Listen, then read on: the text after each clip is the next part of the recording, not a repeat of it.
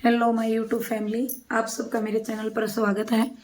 कल हमने वाच्य के भेद किसके बारे में, कर्मवाच्य के बारे में पढ़ा था। आज हम भाववाच्य के बारे में पढ़ेंगे। तो चलो शुरू करते हैं। भाववाच्य।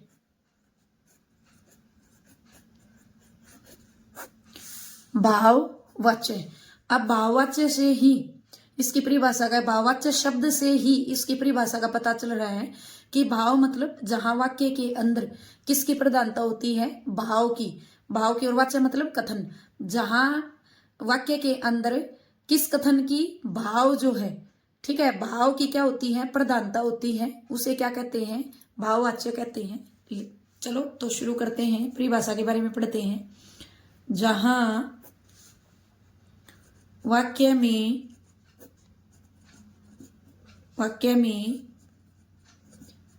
क्रिया पर, जहां वाक्य में क्रिया पर भाव का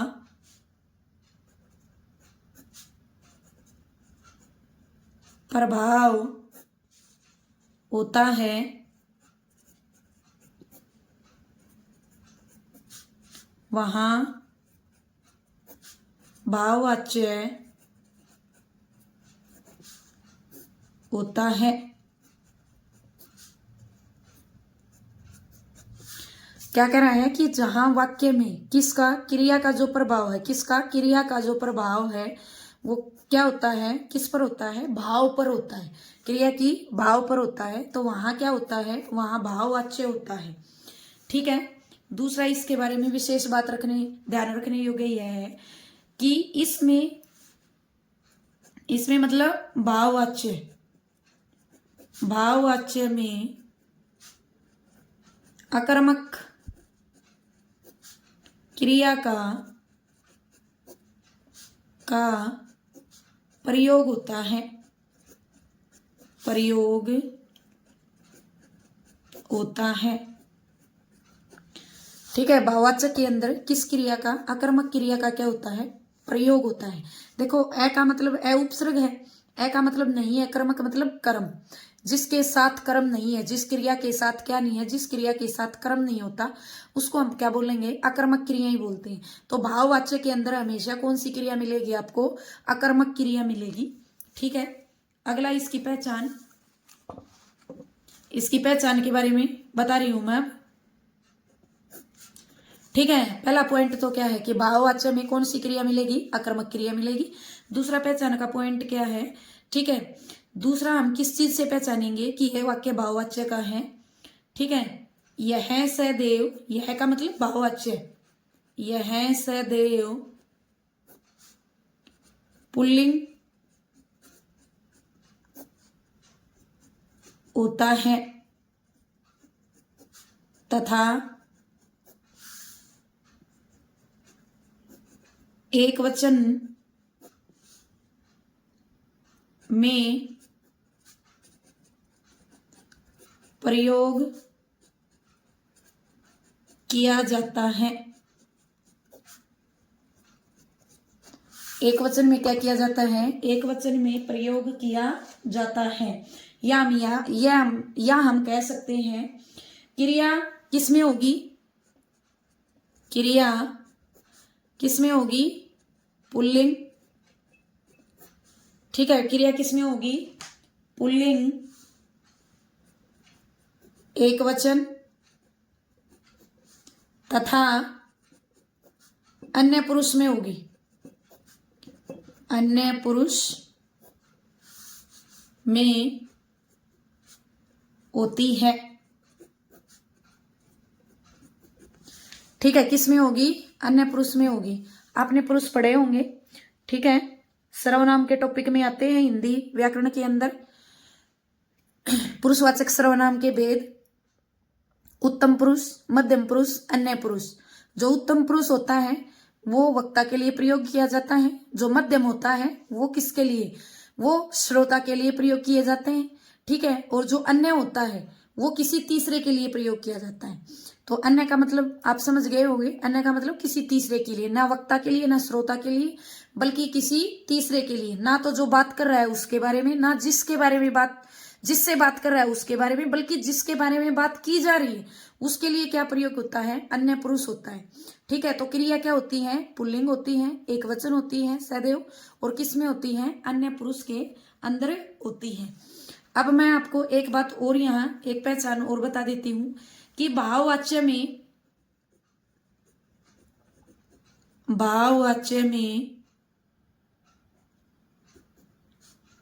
नहीं शब्द लगाकर, नहीं शब्द का प्रयोग किया जाए यह जरूरी नहीं है भाई, यह जरूरी नहीं है। क्योंकि कई बार कुछ बच्चों के अंदर जो है वो गलत फहमी पैदा हो जाती है कुछ बच्चों की, कि नहीं शब्द का अगर प्रयोग कर दिया ना तो वो किसका वाक्य है, वो भाववाच्य का वाक्य है। ये बिल्कुल भी जरूरी नहीं है कि भाववाच्य के अंदर किसका प्रयोग किया जाए, नहीं शब्द का क्या किया जाए, प्रयोग किया जाए, ये जरूरी नहीं है। कई बार मैं अभी आगे चलकर आपको बताऊंगी, कई बार जो है मतलब ऐसे शब्द, ऐसे वाक्य होते हैं जिनमें नहीं शब्द का प्रयोग नहीं किया जाता है। ठीक है, तो वो वाक्य भी हैं, वो वाक्य भी होते हैं जो किसके अंतर्गत आते हैं, भाववाच्य के अंतर्गत आते हैं। तो ये मैं आपको आगे बताऊंगी। तो ये जरूरी नहीं है, क्या जरूरी नहीं है कि भाववाच्य के अंदर किसका प्रयोग किया जाए, नहीं शब्द का प्रयोग किया जाए। अच्छा, आगे क्या कह रहा है कि भाववाच्य बनाते समय हमें किस बात का ध्यान रखना है। ठीक है, भाववाच्य बनाना, कि हम भाववाच्य कैसे बनाएंगे, भाववाच्य बनाना। ठीक है, कैसे बनाएंगे हम भाववाच्य। सबसे पहला है कर्ता के आगे, या बोल सकते हैं साथ से लगाकर भाववाच्य बनाया जाता है। ठीक है, किसके साथ, कर्ता के साथ, क्या लगा के, कर्ता के साथ या कर्ता के आगे क्या लगा के, से विभक्ति लगा के क्या बनाया जाता है, भाववाच्य बनाया जाता है। ठीक है, अब मैं कुछ यहां उदाहरण पढ़ेंगे अब हम भाववाच्य। ठीक है, क्या पढ़ेंगे, उदाहरण पढ़ेंगे। देखो, पहला उदाहरण मैंने यहां लिखा, सोहन से दौड़ा नहीं जाता, दौड़ा नहीं जा रहा था। ठीक है, दूसरा मैंने इधर लिखा, गीता से हंसा नहीं जाता, गीता से हंसा नहीं जाता। अब यहां मैंने किन का प्रयोग किया है, यहां मैंने नहीं का प्रयोग करके वाक्य बनाए हैं। ठीक है, किसमें, भाववाच्य में, कि सोहन से दौड़ा नहीं जाता। अब आप देखोगे सोहन क्या है, इधर कर्ता है। ठीक है, दौड़ना क्या है, क्रिया है। तो इसके अंदर क्या नहीं है, कर्म नहीं है। ठीक है, क्या नहीं है, कर्म नहीं है। और मैं आपको यहां बता दूं कि जो अकर्मक वाक्य हैं वही भाववाच्य में परिवर्तित होंगे, जो सकर्मक वाक्य है वो भाववाच्य में परिवर्तित नहीं होगा। ठीक है, परिवर्तित क्यों नहीं होगा, क्योंकि इसमें मैंने आपसे ऊपर भी बताया है कि इसमें जो क्रिया है ना, देखो मैंने यहां बताया है कि भाववाच्य में, ठीक है, यहां बताया भाववाच्य में क्रिया हमेशा क्या होती है, सदैव अकर्मक होती है। तो सकर्मक वाक्य के साथ तो कर्म होता है, और जिसके साथ कर्म होता है वो क्या, जिस क्रिया के साथ कर्म होता है तो वो वाक्य किसका हो जाता है, सकर्मक का हो जाता है वो वाक्य। तो सकर्मक को हम भाववाच्य में परिवर्तित नहीं कर सकते। क्यों नहीं कर सकते, क्योंकि भाववाच्य के अंदर, ठीक है, भाववाच्य के अंदर हमेशा अकर्मक क्रिया होती है।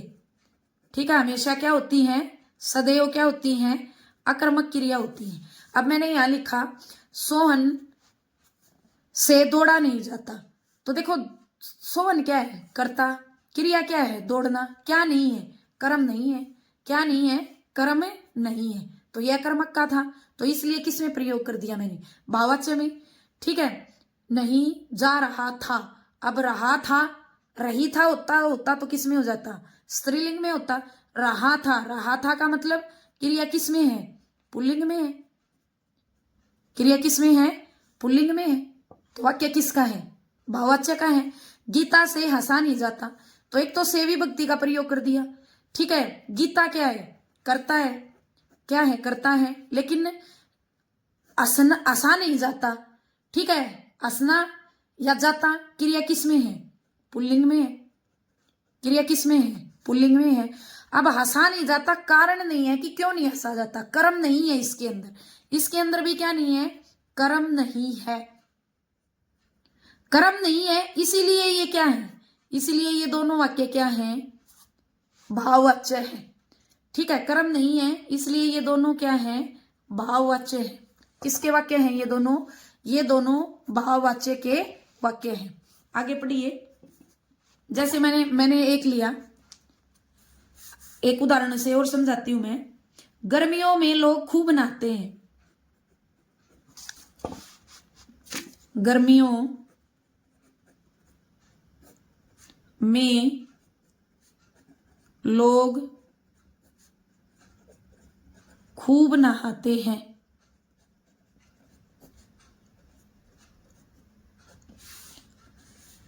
ठीक है, लोग क्या है, क्योंकि नहाना क्या है, क्रिया, और क्रिया कौन कर रहे हैं, नहाने का काम कौन कर रहे हैं, लोग, तो लोग क्या है इधर, करता है, लोग क्या है, करता है। ठीक है, अब लोग किसके अंदर है, बहुवचन में,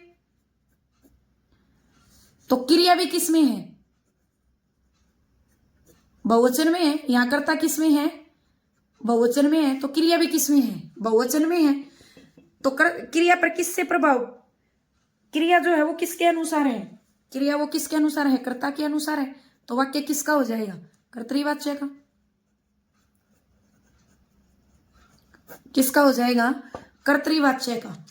ठीक है, अब ये कर्तृवाच्य है, इसको हम किसमें, कर्मवाच्य में नहीं बदल सकते। ठीक है, अब मैंने मान लो इसको भाववाच्य बनाया, तो मैं भाववाच्य बनाने लगूं, गर्मियों में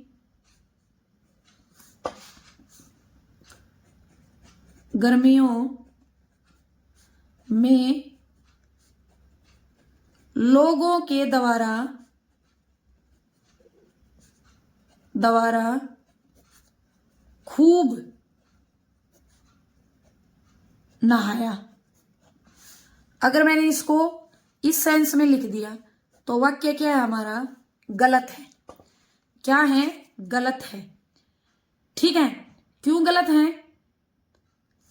पहली बात तो के द्वारा, या किसका प्रयोग होगा, से का। ठीक है, किसका प्रयोग होगा, से का प्रयोग होगा, और नहाया अन्य पुरुष में नहीं है क्रिया, अन्य पुरुष में जाएगी। तो देखो अब इसको अच्छे से बनाएंगे हम इस वाक्य को, तो शुद्ध वाक्य अगर हम बनाएंगे तो क्या बनेगा, गर्मियों में लोगों, मैंने बताया था कर्ता के साथ कर्म भाववाच्य में बदलेंगे तो किसका प्रयोग होगा, से, लोगों से खूब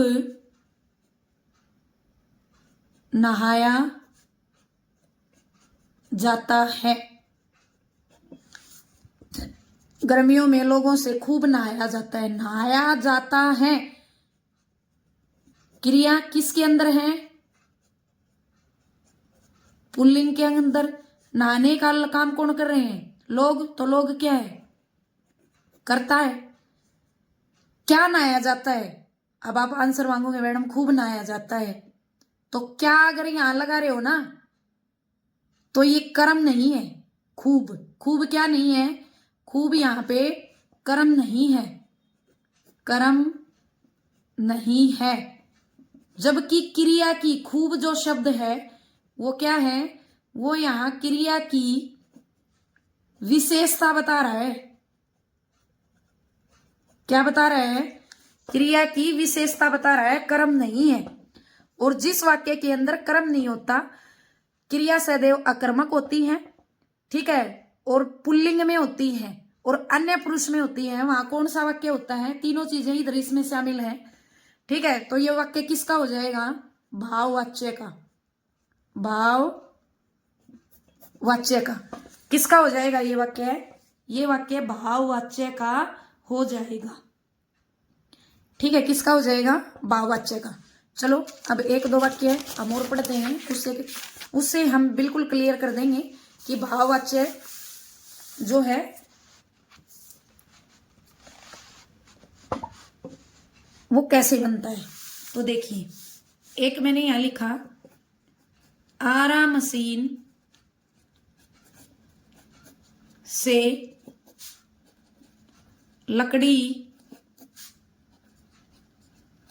काटी जा रही थी।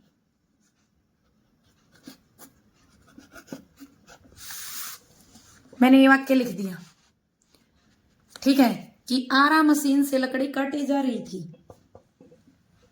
अब आप ये पहली बात तो आप सबसे पहले यही देखते हो कि विभक्ति कौन सी है। अब मैंने आपको बताया कि भाववाच्य के अंदर से विभक्ति का प्रयोग किया जाता है, तो आप देखोगे ओहो यहाँ तो से विभक्ति है, तो ये किसका वाक्य है, ये भाववाच्य का है, ठीक है। यही देखोगे कि से विभक्ति का प्रयोग है तो वाक्य किसका है, भाववाच्य का है। लेकिन आपको केवल विभक्ति ही नहीं देखनी है, आपको का ध्यान जो है वो पूरे वाक्य पे होना चाहिए, पूरे वाक्य को आपको ध्यान से पढ़ना है। अब भाववाच्य में नियम क्या है, भाववाच्य में नियम है कि क्रिया हमेशा अकर्मक होती है, ठीक है, पुल्लिंग में होती है और अन्य के लिए प्रयोग की जाती है, अन्य पुरुष में होती है। देखो मशीन यहां क्या है, करता है, काटना क्या है, क्रिया है, लेकिन काटना जो क्रिया है ना, काटी जा रही थी, जो ये क्रिया है वो किसके अंदर है, स्त्रीलिंग के अंदर है। किसके अंदर है क्रिया, स्त्रीलिंग के अंदर है। जबकि भाववाच्य के अंदर किसके अंदर होती है, भाववाच्य में किसके अंदर होती है, पुल्लिंग के अंदर होती है। भाववाच्य के अंदर क्रिया सदैव किस में होती है, पुल्लिंग में होती है। यहाँ क्या है, स्त्रीलिंग है। तो इसका मतलब ये वाक्य किसका नहीं है, ये जो वाक्य है ये किसका नहीं है, भाववाच्य का नहीं है, ठीक है। ये वाक्य किसका नहीं है, ये भाववाच्य का नहीं है, ठीक है। कभी कभी मैं आपको यहां बता दूं, कभी कभी कर्मवाच्य में के द्वारा की जगह, देखो ये वाक्य किसका है, किसका है ये वाक्य जो है, जो मैंने अभी आपको वाक्य समझाया, ये वाक्य कर्मवाच्य का है। किसका है, कर्मवाच्य का। अब कर्मवाच्य का क्यों है, देखो काटी जा रही थी क्या है, क्रिया है, किसके अंदर है, स्त्रीलिंग के अंदर है या नहीं है। मशीन क्या है, काटने का काम कौन कर रहा है, मशीन कर रही है। क्या काटी जा रही है, लकड़ी, तो लकड़ी इधर क्या हो गया, कर्म हो गया, ठीक है। लकड़ी क्या हो गया, कर्म हो गया। तो क्रिया किसके अनुसार है, कर्म के अनुसार है। किसके अनुसार है, कर्म के अनुसार है। तो वाक्य किसका हो जाएगा, कर्मवाच्य का हो जाएगा, ठीक है। और एक नियम ये भी है कि जब वाक्य के अंदर, वाक्य किसका है, कर्मवाच्य का है, तो इसका मतलब क्या है, वाक्य सकर्मक है, ठीक है। तो सकर्मक वाक्य कभी भी किसमें नहीं प्रयोग किया जाता, भाववाच्य में नहीं किया जाता। हमेशा अकर्मक जो वाक्य होते हैं वो किसमें प्रयोग किए जाते हैं, वो भाववाच्य में प्रयोग किए जाते हैं। एक पहचान इसकी ये भी है, ठीक है। आगे देखिए, हाँ अब मैं आपको बता रही थी कि कर्ता के साथ हमेशा, कर्ता के साथ कभी कभी से विभक्ति का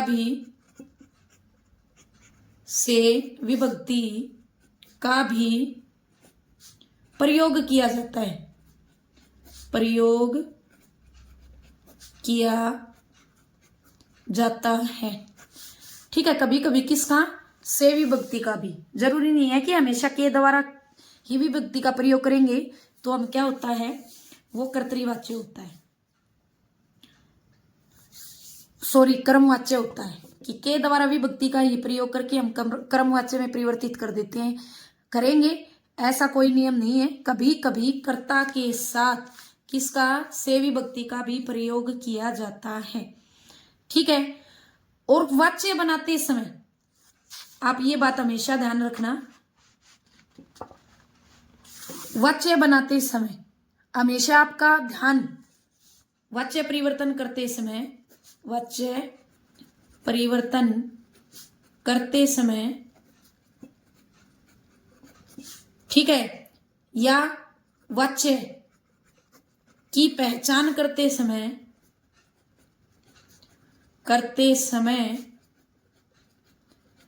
आपका ध्यान जो है, आपका ध्यान किस पे होना चाहिए, क्रिया पर होना चाहिए, क्रिया पर होना चाहिए। ठीक है, आपको वाच्य परिवर्तन किसको ध्यान में रख के करना पड़ेगा, क्रिया को ध्यान में रखकर ही हमें क्या करना पड़ेगा, वाच्य परिवर्तन करना पड़ेगा। ठीक है, अब देखो मैंने ये ऊपर वाक्य लिखा, आरा मशीन के द्वारा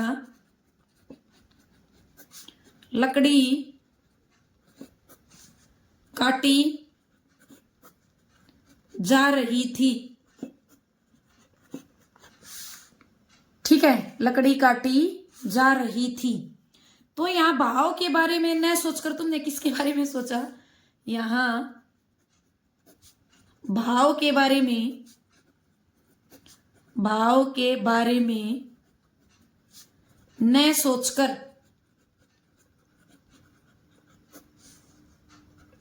के द्वारा को देखकर सीधे कर्मवाच्य पर निशान लगाते, निशान लगाते। इसलिए केवल ये से या के द्वारा को देखकर नहीं, ठीक है, के या से द्वारा को देखकर नहीं, बल्कि किस पर ध्यान देने की जरूरत है, क्रिया पर ध्यान देने की जरूरत है। किसके अंदर, वाच्य के अंदर। ठीक है, चाहे वो कर्मवाच्य की बात हो, चाहे वो कर्तृवाच्य की बात हो, चाहे वो भाववाच्य की बात हो, ठीक है, या वाच्य परिवर्तन करने की बात हो, तो वाच्य के अंदर हमेशा किस पर ध्यान देने की जरूरत है, क्रिया के पर जो है वो ध्यान देने की सबसे ज्यादा क्या होती है, आवश्यकता होती है। अब देखो कुछ मैं बातें यहां बता दूं, एक बार फिर मैं रिपीट कर रही हूं कि कभी भी कर्मवाच्य, कभी भी कर्मवाच्य से भाववाच्य नहीं बनेगा भाई, भाववाच्य नहीं बनेगा कभी भी। किससे, कभी भी कर्मवाच्य से भाववाच्य नहीं बनेगा, और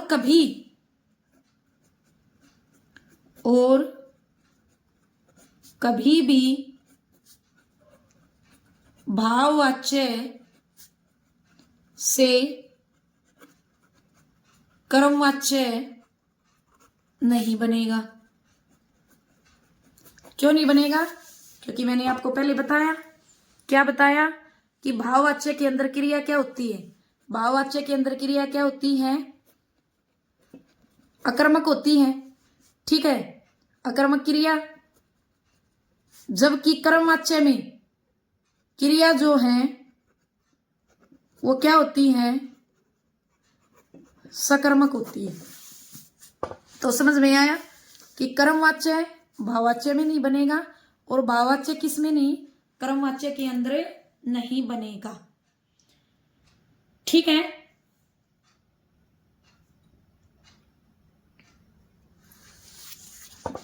अगला देखिए, कर्तृवाच्य से कर्म भी और भाव भी।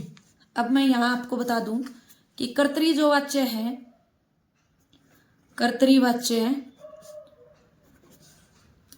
कर्तृवाच्य से भाववाच्य भी बनेगा,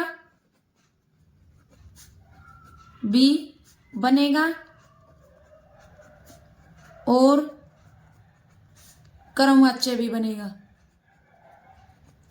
वाच्य भी बनेगा।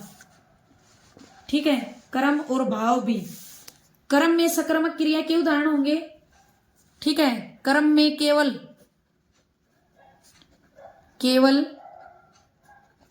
सकर्मक क्रिया के उदाहरण होंगे, क्योंकि कर्तृवाच्य जो है वो क्या होता है, सकर्मक में भी होता है और अकर्मक, दोनों कर्मों के अंदर होता है। उसमें सकर्मक क्रियाएं भी होती हैं और अकर्मक क्रियाएं भी होती हैं। और कर्म में केवल क्या होता है, सकर्मक क्रिया होती है। फिर उसके बाद क्या कह रहा है कि कर्मवाच्य से कर्तृवाच्य बनाया जा सकता है। भाई कर्तृवाच्य बना सकते हैं। ठीक है। और भाववाच्य से भी कर्तृवाच्य बना सकते हैं।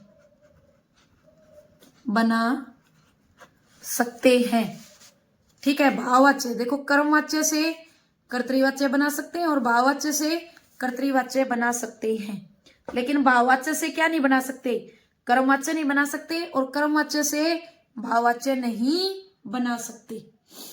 ठीक है।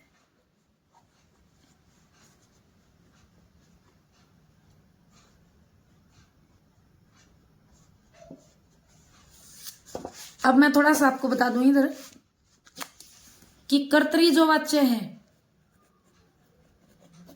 कर्तृवाच्य में सकर्मक अकर्मक, मैंने ऊपर भी बता दिया आपको ये बात, दोनों प्रकार के वाक्य होते हैं, दोनों ही प्रकार के वाक्य होते हैं। ठीक है। कर्मवाच्य में केवल सकर्मक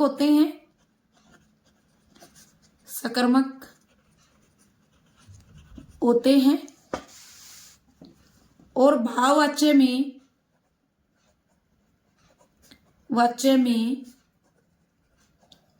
केवल